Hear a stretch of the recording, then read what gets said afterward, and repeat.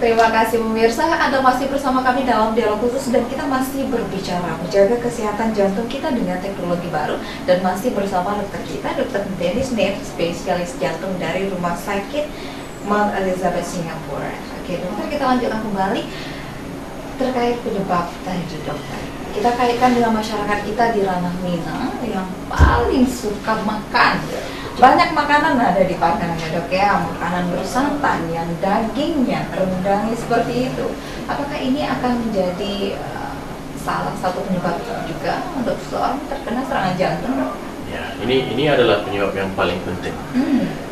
Ada beberapa penyebab serangan jantung, kolesterol tinggi, kegemukan badan, kekurangan olahraga atau gaya hidup yang tidak aktif. Merokok. Ini yang sangat penting juga, ya. Diabetes, tekanan darah tinggi, faktor-faktor genetik, dan juga stres. Semuanya adalah yang paling penting. Ada 10 kasus yang paling penting, ada 20 atau lebih kasus yang lain juga, tapi ini yang paling penting.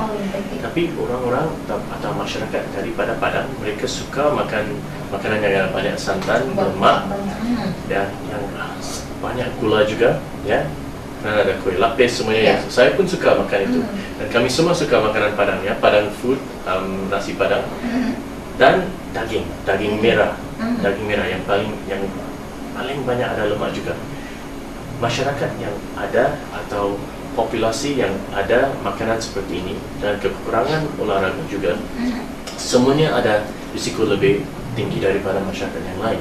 Dan kalau kami membandingkan orang-orang yang datang dari Padang dengan orang yang di beberapa tempat yang lain di Indonesia, risiko untuk mendapatkan serangan jantung atau penyakit jantung adalah lebih tinggi di Padang. Kami semua tahu yang itu. Dan itu penyebab yang pertama adalah mungkin makanan Padang. Tapi saya bukan bilang jangan makan makanan Padang, kurangkan saja. Kalau kamu buat olahraga setiap minggu dan makan baik hari Senin sampai hari Jumat, mungkin hari Minggu bisa makan yang enak atau apa-apa. Kami tidak memaksa pasien-pasien kami supaya mereka tidak ada apa-apa yang bagus dalam kehidupannya, tapi kami mesti kurangkan. Dan kami semua tahu bahwa apa-apa yang paling enak adalah paling buruk untuk kami. So kami mesti mengkurangkannya sedikit. Dan sekedarnya ya dok ya. Sekedarnya dengan tidak berlebihan, berarti ya kita makan dengan teratur Senin sampai Jumat seperti itu, dan juga harus dibarengi dengan olahraga, pola hidup sehat. Ya, yang paling penting olahraga. Apa yang kami memberikan, sering kami beritahu pasien-pasien kami, buatkan olahraga 30 menit sampai 1 jam 3 kali atau sampai 5 kali dalam 1 minggu. Tapi minimum adalah 3 kali 30 menit. Jalan saja, kami tidak perlu buat olahraga besar atau ambil weight atau apa-apa. Jalan untuk 30 menit. Jalan dari rumah ke tempat kerja. Kalau kami bekerja dan kantor kami adalah dalam tingkat 4, gunakan staircase. Jangan ambil lift. Ya. Dan kalau kami aktif seperti itu setiap hari, kami akan kurangkan risikonya. Kurangkan penyumbatan, kurangkan diabetes, kurangkan kegemukan. Dan kegemukan badan adalah satu faktor yang sangat besar. Hold on. Ada keluarga kita di rumah yang ingin bergabung bersama kita dokter. Kita terima dulu. Halo, assalamualaikum, selamat malam. Dialog khusus selamat malam. Anda bisa coba kembali pemirsa di layanan telepon 0751 888 624 untuk langsung bertanya kepada dokter kita, karena apa yang kita bicarakan saat ini terkait jantung, terkait budaya kita juga di ranah Minang yang cenderung konsumtif makanan. Baik dokter, silakan lanjutkan kembali. So walaupun kami buat olahraga aktif, kami mesti buat check up juga, karena kadang-kadang ada faktor keturunan. Ya? Dan faktor keturunan atau genetik bukan hanya kepada keluarga yang dimana semua orang ada masalah dengan jantung. Kamu bisa menjadi orang yang pertama. Faktor genetik itu kadang-kadang boleh menyebabkan kolesterol yang tinggi. Itu sebabnya saya sering bilang remaja juga mesti cek kolesterolnya. Mesti cek. Kita terima dulu dokter. Assalamualaikum, selamat malam. Ya sepertinya banyak yang ingin bergabung, jadi sulit ya untuk bergabung bersama kami dalam dialog khusus. Tidak, saya akan terangkan sedikit lagi. Kalau buat check up, kami boleh buat EKG dengan menggunakan kabel-kabel listrik. buat USG untuk jantungnya, dan buat treadmill, dan kadang-kadang buat scan juga seperti CT scan untuk lihat kalau ada penyumbatan dalam saluran darahnya. Jantung kami seperti ini, dan kalau ada penyumbatan dia di atas ini, di tempat ini, ya kami bisa mendapatkan penyumbatan. Dan tes-tes ini kalau seorang itu ada penyumbatan seperti itu, waktu itu saja kami menggunakan teknologi baru seperti membuatkan kateter. Kamu semua sudah dengar tentang kateter juga? Kateter juga, sudah pernah dengar, mungkin untuk ingin melihat lebih detail lagi ya dok ya. Jadi cara apa-apa saja yang teknologi baru yang bisa kita gunakan? Oke, so teknologi basic yang walaupun baru tapi seperti basic adalah kateter. Tolong mainkan video yang pertama. Ya, video yang pertama pemirsa kita akan tentang lihat coronary bersama. angiogram, ya. Coronary angiogram, ya. Angiogram. Dengan menggunakan satu kateter dari paha atau kaki nah, ke dalam jantung dengan tube seperti itu, dan kami menggunakan satu dye atau kontras, dengan injeksi kami boleh lihat kalau ada penyumbatannya. Kebanyakan kali mereka buatkannya dari paha atau kaki, dan di dalam gambar ini kami boleh lihat saluran darah, dan dengan cara menggunakan ronsen yang biru di sana itu adalah penyumbatannya. Kalau ada penyumbatan besar, kami boleh menggunakan beberapa teknologi baru, pembedahan. Tapi sekarang tanpa pembedahan, kami bisa menggunakan balon dengan stent untuk kebanyakan pasien kami, dan tidak perlu buat kateter dari sini. Saya buat kebanyakan kateter saya daripada tangan dengan menggunakan arteri di sini. Ya, so pasien saya bisa sesudah buat kateter, sesudah memasang cincin, dia bisa jalan saja. Dan tolong mainkan yang kedua, ya yang ini, ya. Okey, so dengan cara ini kami boleh membukakan penyumbatannya dengan balon, dengan memasang cincin.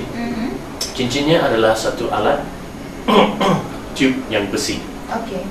Itu adalah penyumbatannya.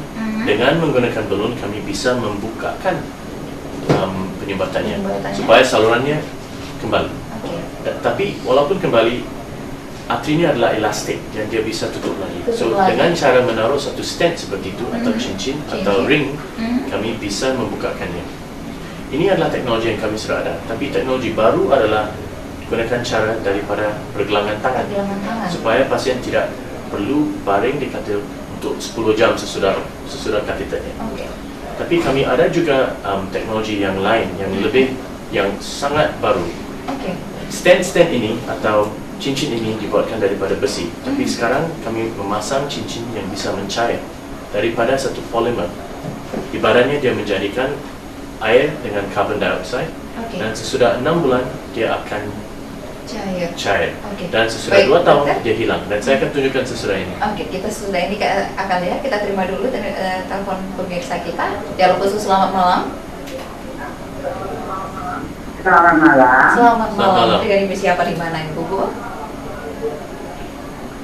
Dari Ibu Cendrawati. Dari Ibu Cendrawati di Padang. Silakan Ibu. Ya, umur Ibu udah 63.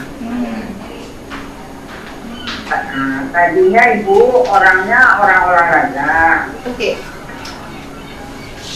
Setelah menjadi kepala sekolah sampai pensiun, tidak ada lagi kegiatan olahraga gitu. Jadi sekarang yang Ibu derita, jantung itu agak membengkak, sudah itu hati diselimuti oleh lemak. Kata dokter jantung, katanya jantung ini dari mulai dulu katanya udah menebal juga, gitu. Jadi sekarang Ibu letih sekali gitu. Bagaimana cara mengatasinya gitu, Dok? Baik. Terima kasih Bu Cendrawati. Ada lagi Bu keluhan yang ingin disampaikan Ibu? Ya itulah dulu. Ibu sekarang Ibu sedang berobat di Yayasan Jantung Sumbar. Gitu. Baik Ibu. Terima kasih Ibu sudah bergabung bersama kami dalam proses. Baik, itu dia dokter Ibu Cendrawati, 63 tahun yang saat ini menderita jantungnya membengkak dan hatinya diselimuti lemak. Ya, kebanyakan orang yang ada apa yang kami bilang jantung yang membengkak, itu datang daripada pompa jantung yang tidak normal atau tidak kuat. kebanyakan kali dia disebabkan oleh penyumbatan dalam saluran darahnya. Kalau ada lemak dalam saluran darahnya atau pembuluh darahnya, darah tidak bisa jalan kepada otot. Dan kalau ototnya tidak dapat oksigen, dia akan kurang kuat dan lemah. Kalau lemah seperti itu, dia akan menjadi semakin besar karena pompa jantungnya tidak bagus. Ada juga orang yang ada kelainan bawaan dalam jantungnya, di mana dindingnya menjadi semakin tebal. Untuk ibu saya tidak tahu kasusnya, ada beberapa kasus seperti ini. Ya, ibu di rumah ya. Tapi kalau jantungnya ada kekurangan pompanya atau kurang kuat, kami mesti beri beberapa obat untuk menjadikan lebih kuat. Obat yang diberikan untuk ibu mungkin daripada ahli jantung, dia akan menjadikan dia lebih kuat, kurangkan risiko untuk mendapatkan serangan jantung, risiko untuk mendapatkan irama jantung yang tidak normal juga. Tapi kalau ibu ada masalah dengan saluran darah atau dengan katup jantungnya, kami bisa memperbaikinya dengan teknologi baru yang saya sudah sebut. Kami ada teknologi untuk membukakan apa yang sudah tutup dan untuk tutup apa yang sudah buka terlalu banyak. Okay. Dengan cara kateter. Ya. Tapi yang paling penting adalah obat-obat yang mereka sudah beri kepada ibu, dan obatnya mesti cocok kepada anda juga.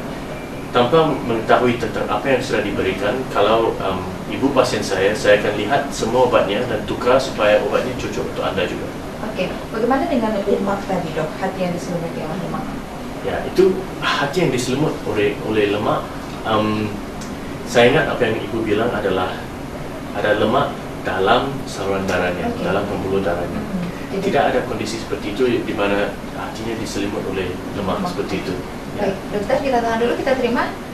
Oke, pemirsa, Anda bisa bergabung kembali bersama kami di layanan telepon 0751 88624. Assalamualaikum, dialog khusus, selamat malam. Malam. Iya, selamat malam Bapak, dengan Bapak siapa di mana? Malam. Dengan Bapak Ramli. Bapak Ramli, Pak Ramli di mana Pak? Di Bandar Buan. Bandar Buan, silakan Pak Ramli. Bandar Buan. Iya, silakan Pak Ramli. Begini, Bapak, ada saudara saya, ada tuh habis pasang cincin. Setelah dia pasang cincin, tapi sampai sekarang mereka tetap memakan obat. Setiap hari, tanpa terputus-putus. Sementara kita tahu, kalau kita makan obat, toksin yang muncul mengendap di ginjal, akibatnya ginjal yang muncul. Jadi apa yang harus kita lakukan tuh Pak? Terima kasih Pak. Baik, terima kasih Pak Ramli sudah bergabung bersama kami. Jadi ada saudara Pak Ramli yang memasang cincin dan masih mengkonsumsi obat, sedangkan nanti obat akan berpengaruh lain untuk bagian kita yang lain. Okay. So kalau seseorang itu ada penyumbatan dalam pembuluh darahnya dan kalau begitu mereka ada beberapa cara makan obat, memasang cincin, atau bedah bypass. Tapi ketiga-tiga ini memerlukan obat. Kalau ada penyumbatan, orang itu mesti makan obat untuk seumur hidup. Okay. Obatnya bukan racun. Obatnya tidak akan menyebabkan ginjalnya rosak. Banyak orang ingat atau fikir bahwa kalau makan obatnya dia akan meracuni darah dan menyebabkan ginjalnya rusak. Kolesterol, obat untuk kolesterol lipitol seperti itu, kami ada bukti bahwa dia melindungi ginjalnya, mengurangkan risiko untuk mendapatkan masalah dengan ginjal juga. So obatnya paling penting, dan terutama kalau seorang itu sudah memasang cincin, mereka mesti makan obat seumur hidup. Kalau tidak, besi di dalamnya atau cincin di dalamnya akan mendapatkan penyumbatan kembali. Itu sebabnya kami ada teknologi baru di mana cincinnya bisa mencair. Dan kalau Bapak mau, saya boleh menunjukkan gambar tentangnya sekarang. Kita punya videonya, kita akan perlihatkan dokter ya. Kita memiliki video bahwa dokter dan dengan teknologi terbarunya memiliki cincin yang akan digunakan BVS, oleh BVS yang akan digunakan oleh pasiennya, yang mana cincin ini bisa mencair dalam masa berapa lama dok? Dalam masa 2 tahun. Dia mulai mencair sesudah 6 bulan. Kami baru sudah menggunakannya di Singapura dari bulan September. Saya sudah buat tes preliminarinya, prototipnya 6 tahun sebelum ini di Jerman, bila saya di Jerman waktu itu. Ini adalah badan seorang Dan sekarang teknologinya sudah menjadikan bagus. Kamu boleh lihat di sana ada penyumbatan. Oke. Di dalam penyumbatannya kami menaruh satu kabel dan di atas kabel itu kami menggunakan satu belon dengan cincin. Tapi cincin dulu cincin yang besi. Tapi sekarang kami ada teknologi di Singapura di praktik saya dengan cincin yang dibuatkan daripada polimer. Sesudah dia sudah buka, cincin ini bisa cair. Dan kalau dia cair, sesudah 6 bulan dia akan mulai cair dan sesudah 2 tahun dia akan hilang. So kalau begitu, kalau orang itu berhentikan obatnya sesudah beberapa tahun, risikonya tidak begitu tinggi seperti orang yang ada cincin besi. Ini adalah satu daripada advantage ya untuk teknologi baru ini. Dia akan cair untuk menjadikan air dengan carbon dioxide ya. Okey. Tapi kami hidup dalam zaman baru di mana obat-obatnya menggunakan teknologi yang baru seperti cara teknologi untuk membukakan saluran darahnya. Saluran darah tadi. Baik dokter, kita tahan dulu. Pemirsa tetaplah bersama kami, dialog khusus terkait menjaga kesehatan jantung dengan teknologi terbaru kami lanjutkan sesaat lagi. Tetaplah bersama kami.